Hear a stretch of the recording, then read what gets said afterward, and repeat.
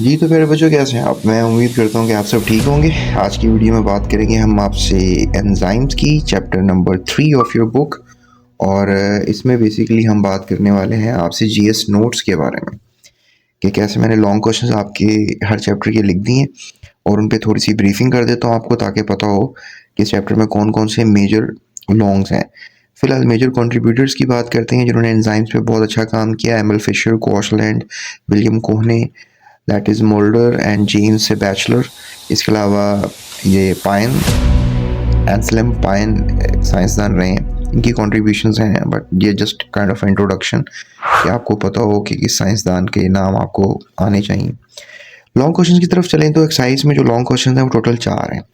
पहला क्वेश्चन है detail mechanism of enzyme action देना है हमने कि कैटालाइसिस एंजाइम्स कैसे करते हैं। तो मैंने प्रॉपरली कैटालाइसिस के प्रोसेस को आसान ईजी वर्डिंग में आपके लिए लिखा है, ताकि आप इनको ईजिली जो है वो याद कर लें, हेडिंग्स बना के अपने पेपर में लिखाएं। सबसे पहले कैटालाइसिस करने के लिए एंजाइम जो है वो सबस्ट्रेट बिंडिंग करता है, जिसे हम एंजाइम सबस्ट्रेट बिंडिंग कहते हैं। जिस तरह ये डायग्राम में आपको नज़र आ रहा है कि कैसे ये एंजाइम सबस्ट्रेट बिंडिंग हो चुकी हुई है।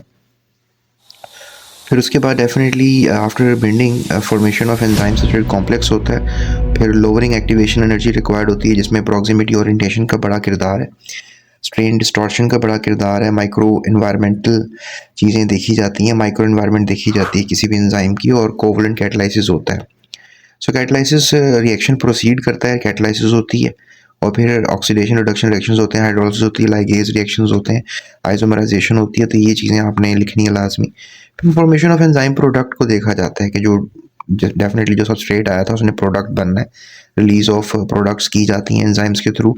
और फिर एंजाइम्स डेफिनेटली आफ्टर वर्किंग थोड़ा ख़राब हो जाता है, तो इस ख़राब एंजाइम्स को दोबारा रिपेयर भी किया जाता है, रीजनरेशन होती है इस एंजाइम की। फिर सबसे बड़ा क्वेश्चन ये किया जाता है कि फैक्टर्स कौन से इन्फ्लुएंस कर रहे हैं एंजाइम एक्शन को। तो temperature, pH, substrate concentration, enzyme concentration, inhibitors, को फैक्टर्स, को एंजाइम्स, ये सब एंजाइम के एक्शन को जो है वो कंट्रोल कर रहे होते हैं। ये ऐसे फैक्टर्स हैं जो कम ज़्यादा होंगे तो एंजाइम्स के एक्शन में कमी आएगी। तो ये एक ग्राफिकल प्रेजेंटेशन मैंने ईजी करके आपके लिए बनाई है, ताकि आप इसको अपने पेपर में ड्रॉ कर सकें। याद रखिएगा, मैं डायग्राम्स ऐसे ही बनाता हूँ जो आप ड्रॉ कर सकें, तो आपने वो ड्रॉ करनी है, उससे आपके मार्क्स अच्छे आते हैं। 5 नंबर 4 नंबर का जो सवाल है आप पूरे नंबर ले पाते हैं उसमें। सेकंड क्वेश्चन किया जा रहा है जी, पीएच की और टेम्परेचर की क्या एफिशिएंसी एंजाइम एक्शन के अंदर। तो पीएच की इफेक्ट के बारे में लिखा गया है। फिर मैंने आपको ऑप्टिमल पीएच के बारे में बताया है। फिर मैंने आपको डेविएशन बताई है कि पीएच से अगर बेसिक हो जाए, एसिडिक हो जाए तो क्या मसाइल आएंगे। फिर एक मैंने जनरल ट्रेंड बता दिया। फिर effect of temperature of enzyme activity की बात की जाती है, जो कि एक दूसरा एक फैक्टर है।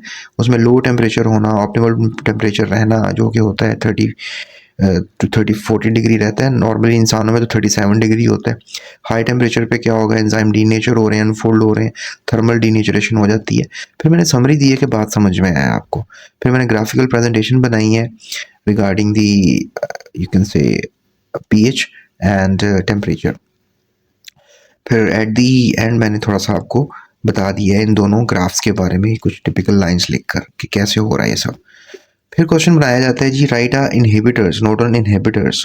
काफ़ी कॉम्प्लेक्स क्वेश्चन रहता है बच्चों के लिए, तो मैंने इसका बड़ा इजी से आपको नोट्स बना के दिए ताकि आप इसको इजीली कर लें।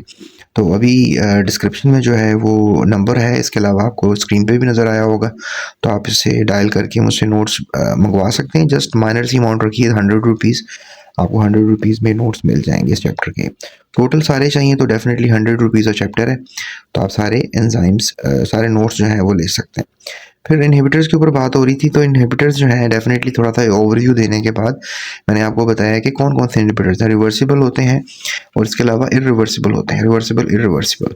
फिर रिवर्सिबल इनहिबिटर्स के बारे में कंप्लीट आपको नोट बना के दिया गया है, जिनमें कॉम्पिटिटिव, नॉन कॉम्पिटिटिव, और आपकी बुक में हेडिंग नहीं है अनकॉम्पिटिटिव की, क्योंकि हम मॉडर्न दौर में जा रहे हैं, बुक्स चेंज हो रही हैं और definitely we need to go for a heading. तो मैंने इसके बारे में थोड़ा सा लिखा है। फिर इरिवर्सिबल इनहिबिटर्स के बारे में मैंने आपको बताया है, जिसमें उनका मैकेनिज्म, उनकी एंजाइम एक्टिविटी, फिर उनकी एग्जांपल मैंने एस्पिरिन को ले लिया कि कैसे एस्पिरिन जो है एक इनहिबिटर है। और कॉमन एग्जांपल्स को मैं लेता हूँ ताकि आपको इजीली जो है ये पता लगे कि कैसे काम कर रहे हैं इनहिबिटर्स। उसके बाद मैकेनिज्म बता दिया प्रॉपरली मैंने आपको, कैसे एंजाइम जो है वो काम कर रहे हैं। इनहिबिशन कर रहा है, एंजाइम की इनहिबिशन हो रही है। फैक्टर्स ऐसे कौन से हैं जिसमें इनहिबिटर्स काम कर पाते हैं प्रॉपरली। फिर सिग्निफिकेंस भी बता दिया कि आखिर क्यों, इनकी क्या अहमियत है इनहिबिटर्स की, क्या इनकी कोई अहमियत भी है। तो मैंने नोट तो लिखना था, तो मैंने अहमियत के बारे में भी लिख दिया। सो ये इनहिबिटर्स का क्वेश्चन हो गया। उसके बाद क्वेश्चन किया जा रहा है जी, इंपॉर्टेंस बताएं हमारी एंजाइम की लाइफ में क्या होती है, the last question of extensive questions. तो इसके ऊपर मैंने बात की है कि भी कैटलाइजिंग बायोकेमिकल रिएक्शंस एक इंपॉर्टेंट चीज़ है। रेगुलेशन मेटाबॉलिज्म एंजाइम्स करवा रहे हैं, facilitating the digestion nutrition absorption enzymes करवा रहे हैं, डीएनए रिपेयर का काम एंजाइम्स करते हैं, cellular communication and signal transduction का काम एंजाइम्स करते हैं, एनर्जी प्रोडक्शन का काम एंजाइम करते हैं, डिटॉक्सिफिकेशन का काम एंजाइम करते हैं, इम्यून फंक्शन का काम एंजाइम कर। उसके बाद फोटोसिंथेसिस के प्रोसेस में एंजाइम का बड़ा किरदार है, ठीक है। और लास्ट में लास्ट में मैंने स्पेशलाइज्ड फंक्शंस के बारे में बताया, एंड लास्ट में बायोटेक्नोलॉजी और इंडस्ट्रियल एप्लीकेशंस के बारे में बता दिए। सो प्यारे बच्चों, ये हमारे पास जो है इस चैप्टर के नोट्स हैं जो कि आप बाय कर सकते हैं, या फिर यहाँ से स्क्रीनशॉट्स ले लें जो मैंने भी आपको दिखाए हैं। तो इससे ये होगा कि आपको जो एग्ज़ाम्स हैं उसके A+ आपके मार्क्स आ जाएंगे इन सवालों को। अमूमन यही सवाल किए जाते हैं बोर्ड में, किसी भी बोर्ड में। 9 बोर्ड्स हैं इस वक्त जो काम कर रहे हैं। आई होप सो कि मेरी वीडियो भी आपको पसंद आई होगी। दोस्तों के साथ शेयर लाजमी कीजिएगा। So that's it, thank you so much. अपना ख्याल रखिएगा, और इस चैनल का भी, GS अकेडमी यूट्यूब चैनल का, और जाके सब्सक्राइब कर दीजिएगा। अल्लाह हाफ़िज़। Thank you for watching GS Academy.